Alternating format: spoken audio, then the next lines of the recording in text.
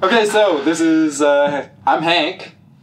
And I'm Andrew. Oh, you Is picked that up what my we're line. doing? I was really hoping you were going to pick that up. Oh, cool. I was waiting for you to just not say anything. That was off the cuff, and I felt very unnatural about it. So this is our third talking about Legion thing, and we're talking about episode 3. So spoilers for episode 3 of Legion. We never say spoilers for our recaps. It's a recap video. You know, there's spoilers. They've probably lost at least 2 views just from people listening to us instead of watching it. So, did you enjoy season? Or I keep calling it season 3, episode 3, which they just call chapter 3. I've noticed. Have you seen that the chapter names for each episode are just chapter 1, chapter 2, chapter 3? I haven't, but it sort of ties back to books, I suppose, which is cool. I continue to really enjoy the show. It's really good. I'm confident as it progresses that it's going to keep this quality, and who knows, it could fall apart next episode, but I feel good about it. At this point, it's one of those, like, I trust the people who are making it. Like, they seem to have a through line that we're working towards. So, yeah, I'll say right off the bat of, like, as soon as this episode was over, I went and watched Akira. Yeah, I saw you post about that. That was the effect that this episode had on me. It was specifically the bit where, when the girl walks in and he's just floating up there in space, cool. And I had him like, oh, I gotta go watch Akira right now. Like, well, they keep tying back sort of things that we talk about, honestly. It's cool that they seem to be directly addressing the things that we talk about week to week. They must be fans of this reactionary show we're doing. I think that's what it is, and they just film every episode right after they listen to us. Yeah. But they've addressed my concerns about him not being crazy. They have addressed our questions somewhat, or they seem to be, about him developing new powers. Like, oh, speaking of new powers, before I forget this, did you notice the thing with Carrie? How she went into the guy? Yeah. They've done that twice. They do that twice in that episode. There's a point where she goes into him, and there's a point where she comes out of him. Where she comes out of nowhere. And they're both named Carrie. So I feel like we're seeing like they're doing a multiple man thing. And again, they're just not telling us. But like something's going on there for sure. It's kind of cool. I thought for a while that her ability might be when they rescued David in the first episode, how the room filled with lightning or energy. I thought that was her, but... I kind of thought so, too, and, I think fire is what that is, because it burnt that one dude so much. Makes sense. And, I think they used a little red effect for it. Probably. And no, I had the same thought about it, but now in everything you see her in, she's always doing the, martial arts of some sort, yeah. So it gives her a real, oh, she's the body and he's the brain. But he's also, way older, and, okay, so, let's talk about the other of, so this is an X-Men show. Totally. This is an X-Men show that says nothing about the X-Men, but this is such a better X-Men than any of the movies, or even the TV shows. But and at this point, they really, in all the shots where David is sitting with a giant X behind his head, they kind of threw subtlety away for this one. But I mean, there's an X in the logo. They can't get away from that, and to some extent, I don't think they want to. No, and it does, it's that weird, this is, like I say, it's a better Xavier's Academy than I've ever, you've got a bunch of weirdos with mutant powers hanging out. The thing she says about if you leave and try to rescue your sister, they're just going to follow you back and kill us all of us. I'm glad that I'm enjoying spending more time here. I was worried that they would just be now we're going to go get your sister, and we would sort of go on another a branching path. But it was nice to see that, what's her name, Sid? Yeah. She kind of talked him down. I think that's important for their character progression. I like the metaphor they're doing with David's mind is a house. And the way that all the memories link up through rooms. I know they're not the first person to have ever done that, but I really like how it represents visually. I love the thing they did with the little kid him. Yeah. Oh, and that was such a sweet moment where she got to touch him. That's 2 actors, one of whom is a tiny, tiny little child. But, that really hit. That was such a profound moment. I really enjoyed it. And And there's so much potential for that to be weird and creepy, and it wasn't. Totally. That was the thing that made me even of the, like, oh, like, yeah, like, they're still dating, but there was just a, like... There's an emotional connection, and there has to be, because there can't be a physical connection there. And I really like the exploration of that relationship. Mm-hmm. I like them sitting around talking about their powers.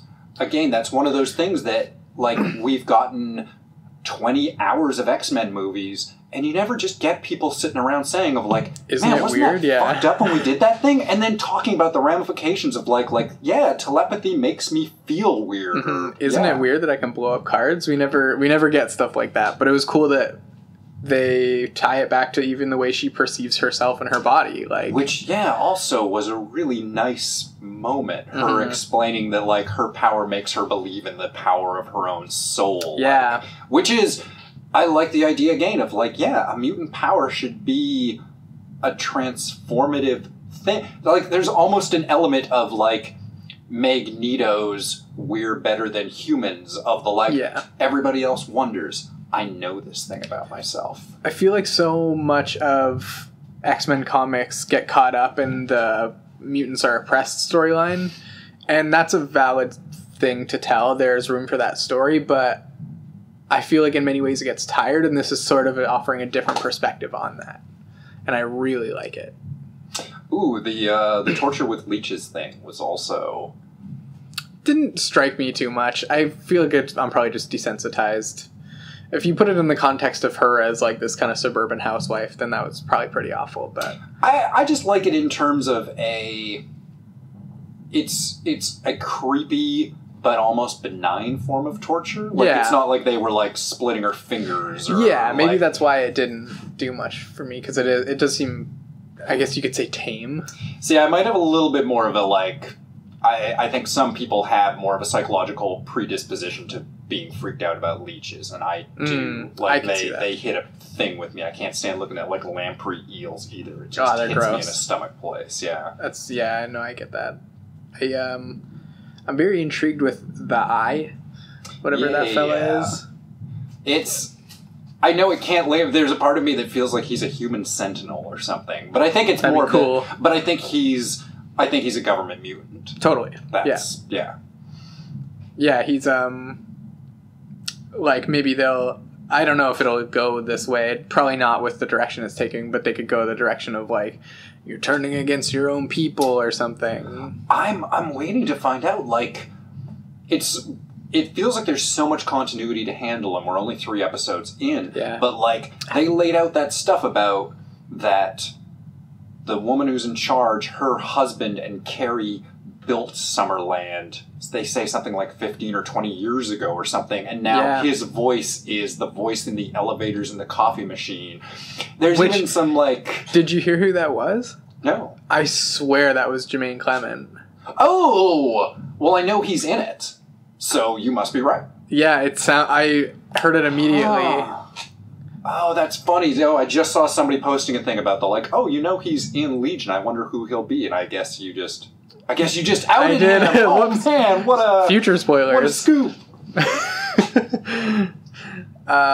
I wonder if that means maybe we'll see him in flashbacks or something. Or maybe he'll be like, I was forever young. That's my New Zealander accent.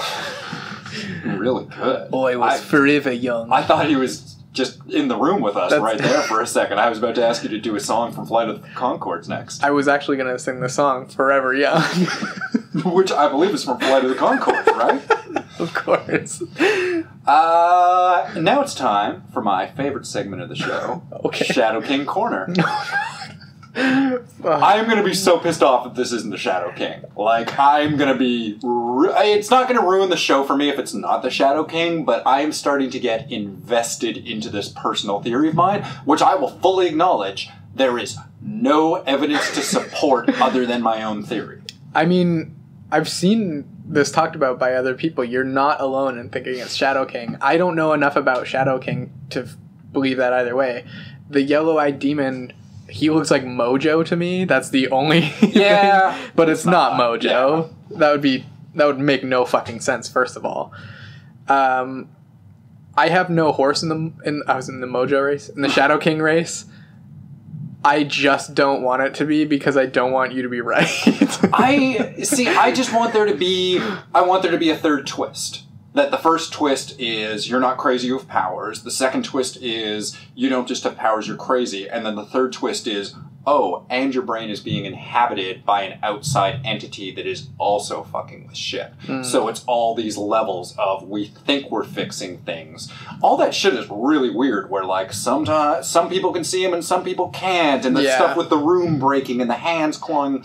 My theory about that is that because Sid inhabited his body, she is attuned to his brain a little bit more. That would make sense. Because she's the one that fucked up the care center they were in, whatever the name was. Man, if she hadn't said the thing where she admits that she killed Lenny, I would be almost 100% saying, I don't think Lenny's a real person. I think the reveal is Lenny is in his head. Because there's just a bunch of shit in the flashbacks where it's like, she doesn't need to be there. I don't know. Here's what I think is super weird.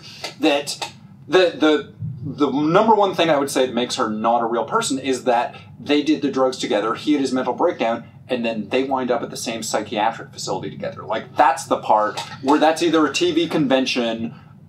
If other people hadn't commented on her existence, I would say that's the proof that she's not real. It's at the stage where I feel like I would even swallow if they said, she was never real, you've been perceiving these things. It'd be a bit of a stretch, but it feels right.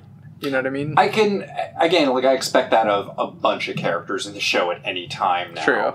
And I think, I'm wondering how long they're going to do the reveal of, they keep doing this stuff of like, oh, we're trying to help you inside your mind, but you're fighting us. And he says, I'm not fighting you. And they're like, but you are fighting us. And it's like, how long is it going to take for people to realize they're not alone inside his head? That there are other forces inside of him trying to do stuff? Whether it be the route of the personalities or whether it be your boy Shadow King. Well, I wonder if they're going to start when they're going to give it names and things like that.